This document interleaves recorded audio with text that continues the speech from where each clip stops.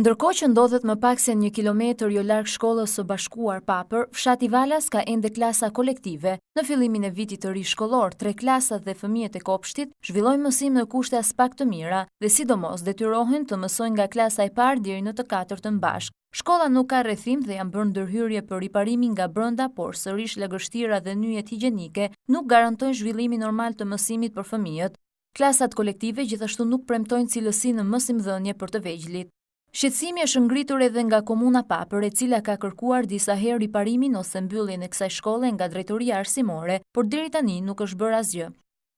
Shkolla fillore e fshatit Valas Lugaj, e cila dëmtohet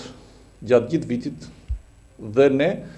për fillimin e vitit shkollor kemi marrë disa masa, megjithëse nuk i plotëson standardet, por kërkesat minimale ajo i ka për të zhvilluar mësim. Megjithëse ne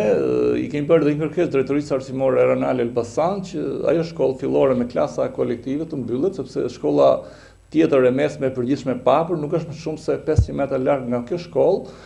kur është një shkollë në parametra bashkëkohor dhe me cilësi mësimore gati standardeve të mira dhe mund të zhvillohet mësim me një klasë dhe edhe prindërit nuk kanë interes që të çojnë fëmijët me klasa kolektive kur shkolla tjetër afër është me klasa teke.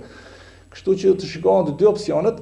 Ne edhe nëse drejtoria arsimore nuk do ta mbyllit sipas shkresës që kemi dërguar, do vazhdojmë ta mirëmbajmë dhe të kthejmë një lloj normaliteti që aty të zhvillohet mësim normal. Mësimi në klasa kolektive zhvillohet sidomos në zona të thella ku fëmijët nuk kanë mundësi t'i arrijnë shkollat, por në këtë zonë, vetëm pak metra larg shkollës së mesme të përgjithshme, nuk ka asnjë justifikim që mësimi të zhvillohet në të tilla ambiente dhe sidomos në klasa ku mësojnë disa grup mosha me tekste të ndryshme.